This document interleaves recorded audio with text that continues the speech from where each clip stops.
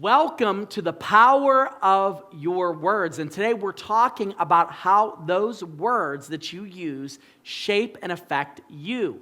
And we talked earlier about how words affect others. And a lot of us, we kind of deny that words have any meaning or any kind of power on our lives, but they really do. They honestly do. So all we've been doing and all we've been talking about is to get us to respect the power of those words and use them in a way, maybe for the first time, that honor God truly.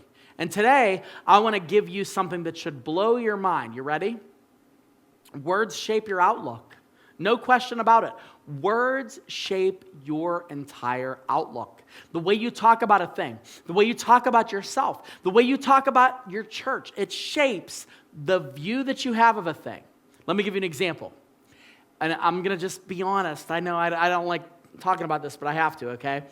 Have you ever had something that you have to go to that you're absolutely dreading? I mean, that you are dreading. I mean, like it's been on your calendar for like 2 or 3 months. And it's like sitting there, and every time you open your calendar or you look on your app and you see that it's like, oh, in 3 months you're like, oh, I don't want to do that. That's going to be horrible. And then you tell everyone, you're like, I got that stupid thing at the end of the month. And I'm not going to say what it is, but that's happened to me before. I'm like, oh, I don't want to go to this thing. It's terrible. There's going to be people there that I don't think they like me or whatever. And there's this event, okay? And did you ever go to that thing and it's like not that bad? You're like, oh, okay, well, it was like over in like 2 hours or whatever. It wasn't as bad as I thought. And what you realize, or what you should have realized, and if you didn't realize it, I'm going to hope that you realize it now, is that you gave so much of a negative outlook to that thing that it was miserable for months before you actually went to the thing. Like, you were more miserable going to it than you were actually being at it, okay? That's just one small instance of how your words can shape your outlook of any particular thing. From an event that you have to go to, for something that you're doing, for something that you know that's the right thing to do, and even, yes, the fact of how you look at yourself.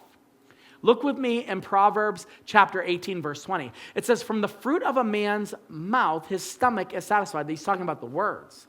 And he is satisfied by the yield of his lips. He said that literally the way you talk about a thing is what can bring you satisfaction. It can take away that satisfaction as well. And so if you are a person that's like constantly negative, I don't want to go to that stupid job. Like here, I'll give you, do you know I was reading an article this week about when people get most depressed in the work week. Now, this doesn't apply to us at all because like people are asking like, oh, what'd you do this weekend? I'm like, well, my weekends are always pretty tied up because I got this church thing, and it's kind of a weekend thing. Church is a weekend thing, okay? So my weekends are always pretty much the same. It's like Groundhog Day. But most people, or I would say a good portion of people, their weekends are their time off, right? So, everybody's like, oh, it's Friday. What are you doing? It's Friday. It's going to be Friday. Like people make songs about it. They're excited. They come into the office on Friday. Do you know what happens Sunday around noon? Sunday afternoon around noon is statistically the time when most people start to get horrendously depressed. Why? Tomorrow, this time I'm going to be at work for 5 more days.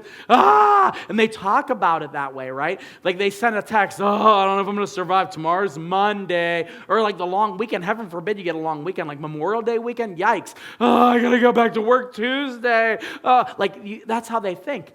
Did you ever think for a minute that you are shaping your own outlook with your words? I don't mean to be blunt about it, but if you say that Monday sucks, Monday sucks. It does. And like, you might have the greatest of Mondays, but then somebody like comes to you and they're like, hey, how was your day? Oh, it was Monday. You don't even know how the day was because you've been dreading that thing so much. But this is the power of words, how you talk about a thing. If you talk about something in such a way that is negative, it's going to happen.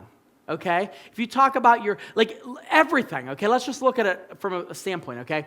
What if instead of you going like, people are like, hey, do you read the Bible a lot? Like you're a Christian, you read, so I don't read it as much, I don't understand, I'm like kind of stupid, and I should know more, like I should be learning, like I just feel like I should, okay? That's an automatic negative response, okay? What if you do feel that way? Okay, let's reframe this. What if instead of that, you said, yeah, you know what? There's so much about God that I want to learn. And I'm always learning. Like, I know the Bible's important, and I probably don't get into it as much as I should, but every single day that I meet God, it's a good day because His mercies are new, and I can learn from Him. What if you looked at your Mondays that way? You say, oh, it's Monday, it's terrible. No, you know what? I'm so glad that I have a job.